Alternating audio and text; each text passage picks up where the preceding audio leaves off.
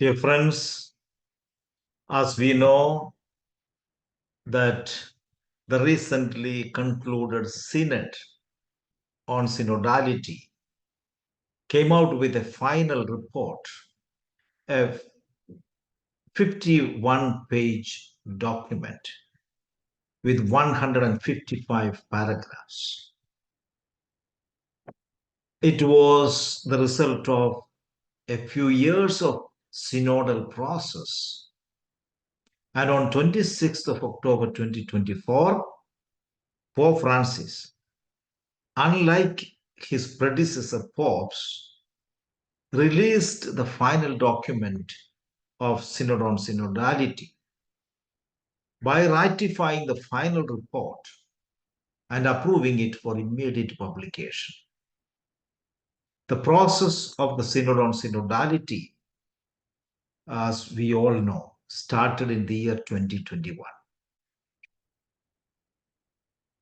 In an address to Synod participants in Vatican's Paul VI Hall, he explained his decision, saying, "There are already very concrete indications in the document that can be a guide for the mission of the churches on the different continents, in the different contexts. That's why I am making it immediately available to everyone. And that's why I said it should be published," says Pope Francis. And this 51-page document, in fact, is going to change a lot the way the church functions. This 51-page document gives 5 parts of discussions and deliberations for us. In fact, these are an invitation for us to have a genuine conversion, a conversion of hearts. The first part of the document is called the Heart of Synodality. It talks about called by the Holy Spirit to conversion. That's the title. And under this, the church as the people of God, sacrament of unity, the sacramental roots of the people of God, meaning and dimensions of synodality, unity as harmony, synodal spirituality, synodality as prophetic in today's world. All these points have been discussed. Part 2 is, the title is On the Boat Together. On the boat together. It's a beautiful imagery. It is, in fact, an invitation to have conversion of relationships, new relationships in a plurality of contexts, charisms, vocations, and ministries for mission, ordained ministers at the service of harmony, together for mission. These are the points dealt in part 2. And part 3 is called Cast the Net. And in this part, we have discussed ecclesial discernment for mission, the structure of the decision-making process, transparency, accountability, and evaluation, synodality, and participatory bodies. And part 4 is called An Abundant Catch. It's an invitation to have conversion of bonds, family rooted at pilgrims, the exchange of gifts, the bonds of unity, episcopal conferences, and ecclesial assemblies, the service of the Bishop of Rome, etc., are dealt in this part. And the 5th part is titled, So I Sent You. forming a people for missionary discipleship. And the conclusion itself is titled A Feast for All People. As I said, a total of 155 paragraphs are there in this document. It will have a lasting impact on the church. And therefore, the Holy Father, at the end of an international consultation, entrusted certain themes to study groups made up of pastors and experts from all continents who were asked to work using a synodal methodology. And synodal methodology is spiritual conversation, listening to everyone, everyone's voice. It's not a debate or discussion. It's about a careful listening, attentive listening, and intentional speaking. The areas of the life and mission of the church that they have already begun to study in depth, theological groups, okay, theologians, and these are the areas they are studying. Some aspects of the relationship between Eastern Catholic churches and the Latin Church, listening to the cry of the poor, the mission in the digital environment. We're talking about artificial intelligence and so on. So the mission in the digital environment, the revision of the ratio fundamentalis institutionis sacerdotalis in a missionary synodal perspective. Some theological and canonical matters regarding specific ministerial forms. The revision in a synodal missionary perspective of the documents touching on the relationship between bishops, consecrated life, and ecclesial associations. The seventh point it discusses, it has given to the experts to discuss is some aspects of the person and ministry of the bishop, in particular, criteria for selecting candidates to the episcopacy, the judicial function of the bishops, etc. The nature and structure of ad limina apostolorum visits from a missionary synodal perspective in a new way. The role of papal representatives in a missionary synodal perspective. And theological criteria and synodal methodologies for shared discernment of controversial doctrinal, pastoral, and ethical issues. And the last point, the reception of the fruits of the ecumenical journey of the people of God. What is significant about Pope Francis's decision and the 51-page final report he chose to immediately release instead of an exhortation? The answer is, it is important and essential to look back at this multi-year process and identify what is distinct from this synod in the first place.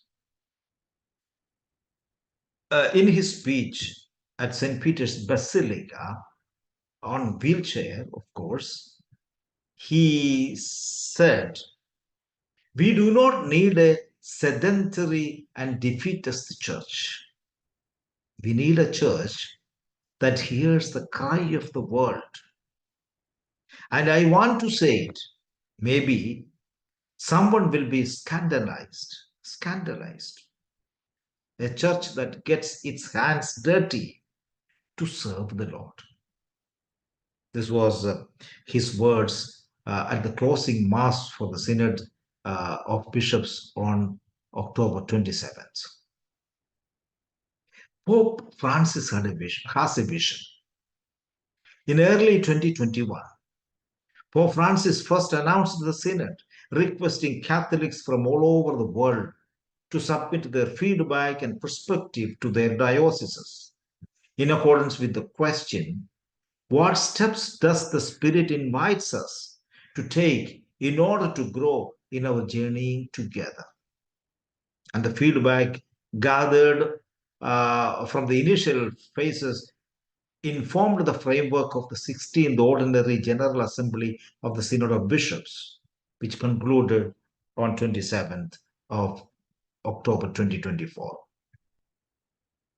Synodality can be understood as a walk of Christians with Christ and toward the kingdom, together with all humanity, mission-oriented. It involves coming together in assembly at the different ecclesial levels of life, listening to one another, dialogue, communal discernment, consensus building as an expression of Christ's making himself present alive in the spirit, and decision making in differentiated co-responsibility. And there is something special about this synod meeting. In fact, the third and final meeting of the Synod on Synodality formally opened on October 2nd with a papal mass. A penitential liturgy was held the night before, which concluded a 2-day retreat for the delegates. The structure of meetings have been largely similar, as the 368 voting delegates sat together at tables, engaged in periods of silence, and listened to information presentations. And the entire process was spiritual conversation. Spiritual conversation is listening to everyone's opinion, ideas, and discerning together. It's not a debate. It's not a discussion. It's not an argument. It's listening to one another and see what the Spirit leading us to do. It is, in fact, an attentive listening and intentional speaking. Several of the largely controversial topics focused on by the media were not extensively emphasized at this meeting, and instead have been taken up by the 10 specialized theological study groups. These study groups are supposed to bring out their findings in June 2025. It's important to note that throughout the sessions, Pope Francis and many of the delegates emphasized the importance of unity and mutual listening as foundational to the synodal journey. Pope Francis has described the synodal process as an opportunity to discern where the Holy Spirit is leading the church, and encouraged all members to embrace humility and openness, trusting the Spirit to guide them through an array of difficult and complex cultural, pastoral, and doctrinal questions. Pope Francis suggested that this decision to expand the synod demographically with men and women, bishops and priests, nuns, is in accordance with the spirit of the Vatican II teaching, that bishops participate in ministry with not distinct from God's people. Pope Francis says, we are being asked to work together symphonically in a composition that unites all of us in the service of God's mercy, in accordance with the different ministries and charisms that the bishop is charged to acknowledge and promote. The document, in fact, contains 5 areas of conversion. 5 areas of conversion. First, spiritual conversion. Second, relational conversion. Third, procedural conversion. Fourth, institutional conversion, and fifth, the missionary conversion.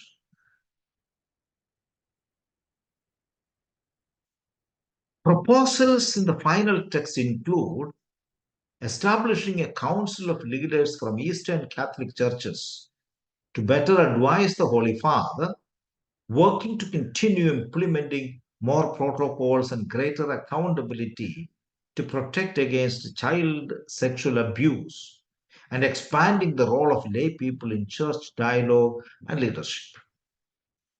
It also references the ongoing conversation regarding women and the diaconate, saying that the question of women's access to diaconal ministry remains open, a gesture towards one of Pope Francis's aforementioned theological study groups. They will study and submit their report in the year 2025, by June. The Holy Spirit calls and supports us in this learning, which we need to understand as a process of conversion, the Holy Father said. Addressing the Synod participants on 27th, reminding Catholics around the world that the close of this 3-year process is not an end point, but a continuous process of conversion. In fact, the Synod on Synodality begins now in our parishes, in our dioceses, in our congregations, and wherever we are working. There are a few key aspects we need to pay attention to. First one is synodality. The document emphasized the importance of synodality, encouraging greater involvement in all levels of the church. Second, women's ministries. It calls for removal of obstacles blocking women's participation in the full life of the church, except for ordained ministries. Lay preaching is another area. The document proposes a study group to consider how liturgical celebrations might offer a better expression of synodality, including lay preaching. It also talks about accountability. It stresses the need for greater accountability and transparency in decision making within the church. My dear friends, it is apt that we all know about the synodal document, this 51-page document. In fact, we should take for community reflections, sharing, even prayer. Each part of the document can be taken. And this will give us, even a spiritual conversation can be conducted based on each of the chapters. In fact, this document is going to have a long-lasting impact on the church. And it is participatory because in 2021 itself, 1,135 amendments from both collective and individual submissions have been taken into this synodal process. As I said, it's an invitation for all of us to have conversion in 5 areas: spiritual, relational, procedural, institutional, and missionary conversions that are necessary. There are structural reforms going to be proposed by the document. We hope some changes will happen. It is, in fact, one of the proposals is a call for strengthening pastoral councils at parish and diocesan levels. The document advocates for regular ecclesiastical assemblies across all church levels, including continental, and heightened ecumenical dialogue is necessary. So It also talks about women leadership. We said every area they should come up. Even the diaconal ministry remains open. Lay participation, as I said, is a very important stress in this document. The document, in fact, significantly expands the role of lay faithful in church governance. It calls for their increased presence in synodal assemblies and all phases of ecclesial decision making. It's not only the higher level, even the parishes and the diocesan level, we need to have lay participation. New procedures for selecting and evaluating bishops and expanded lay participation in diocesan leadership and canonical process are also proposed. Pope Francis has declared the synodal path completed. That document emphasizes that a crucial implementation phase lies ahead.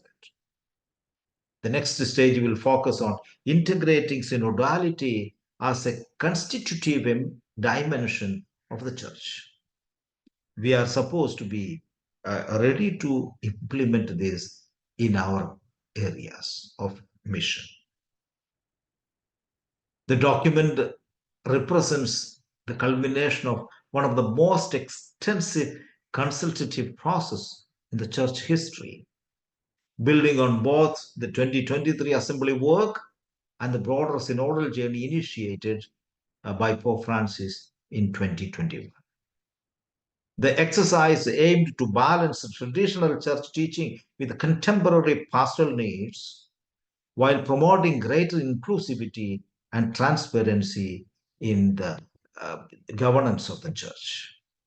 And I'm sure in the coming days, we will see these documents' findings will penetrate. It has to penetrate into all realms of church's mission and church's activities.